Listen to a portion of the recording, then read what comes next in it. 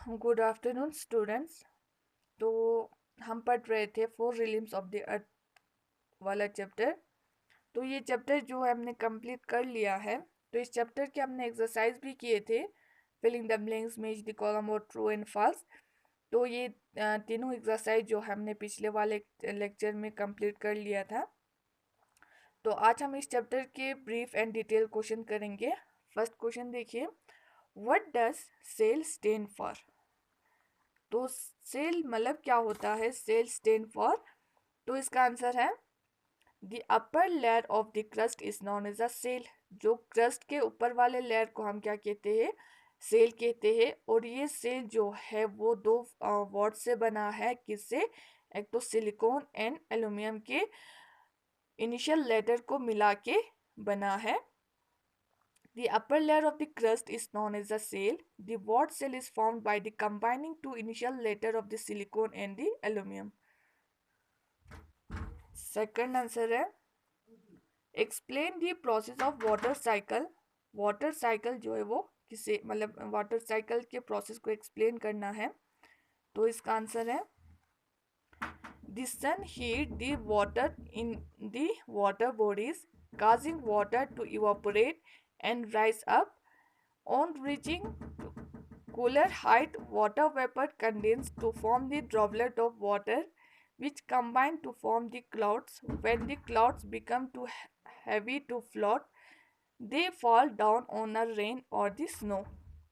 जब सन का हीट जो है वो वाटर बॉडीज पे लगते हैं, तो इससे क्या होता है कि वाटर बॉडीज पे जब सन का हीट लगते हैं तो वहाँ से वाटर वेपर जो है वो इवापोरेट होते हैं।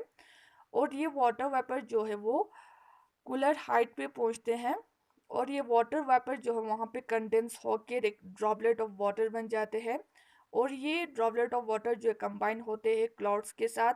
और जब क्लाउड जो है वो हैवी होने लगते हैं, तो ये in a form of this snow in rain के शक्ल में अर्थ पे आ जाते हैं। तो इस प्रोसेस को हम वाटर साइकिल कहते हैं।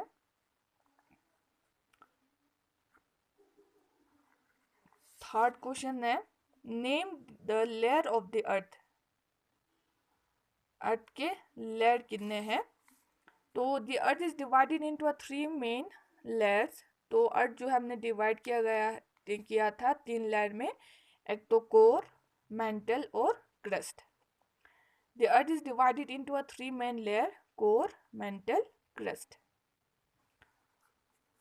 क्वेश्चन नंबर 4 देखिए, what are the main elements of the biosphere. Biosphere के मेन एलिमेंट जो है वो क्या है। तो इसका आंसर है, the main elements of the biosphere are lithosphere, atmosphere and hydrosphere. जो main element of the biosphere जो है वो लिथोस्फीयर है, एटमॉस्फेयर है और हाइड्रोस्फीयर है। Question number 5, which is the coldest layer of the atmosphere. Atmosphere के कोल्डेस्ट लेयर जो है वो कौन सा है।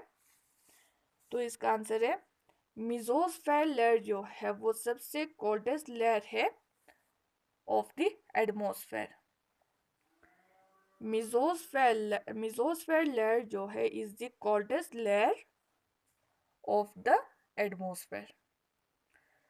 तो ब्रीफ क्वेश्चन आंसर जो है वो यहाँ पे कंप्लीट हो जाता है। तो इसके बाद हम डिटेल क्वेश्चन करेंगे।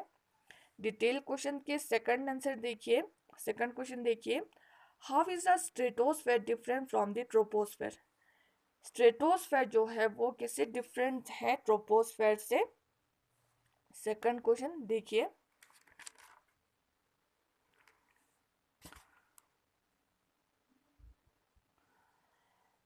Just above the troposphere is a stratosphere. जो जस्ट अबोव द जो ट्रोपोस्फेयर के बाद में क्या आते हैं, स्ट्रेटोस्फेयर आते हैं। स्ट्रेटोस्फेयर जो है वो एक्सटेंड किया गया almost up to the 50 kilometre तक। और ओजोन जो है वो प्रेजेंट होते हैं upper layer of the stratosphere में। और ये ओजोन जो है हमें प्रोटेक्ट करते हैं जो सन से हार्मफुल अल्ट्रावायलेट रेज आते हैं, तो उससे हमें बचाते हैं। फिर इसके बाद ट्रोपोस्फेयर जो है वो lowest and closed layer of the earth surface है, और ये एक्सटेंड किया गया है ऑलमोस्ट 8 to 18 किलोमीटर है फ्रॉम द अर्थ सरफेस से।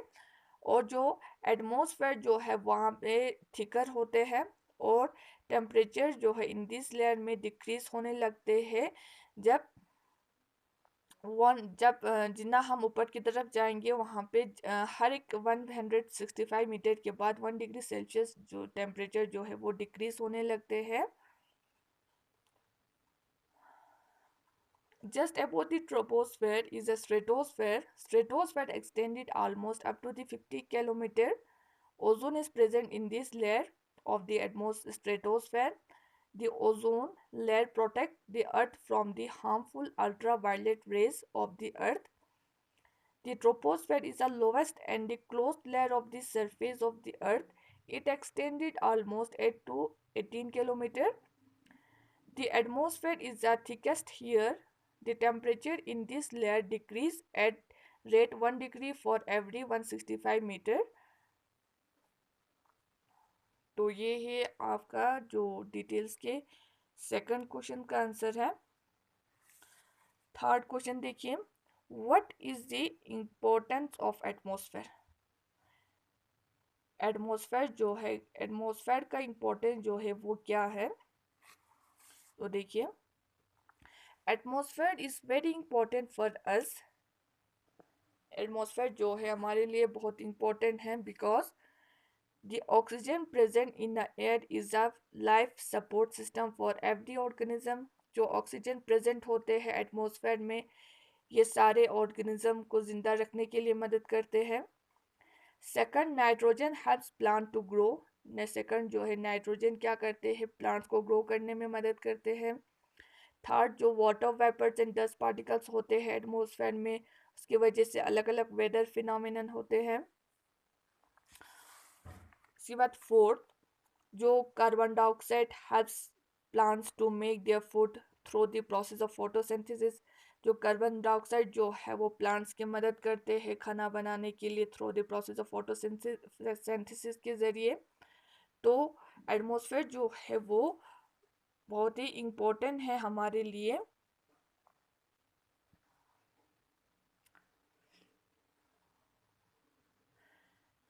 तो ये है आपके क्वेश्चन डिटेल्स के क्वेश्चन नंबर 3 और ये है 2। तो आज का टॉपिक हमारा यही तक था। तो ये वाला चैप्टर भी यहाँ पे ख़त्म हो जाता है। कल इंशाल्लाह हम पॉलिटिकल के नए चैप्टर उठाएंगे। अल्लाह हाफिज़।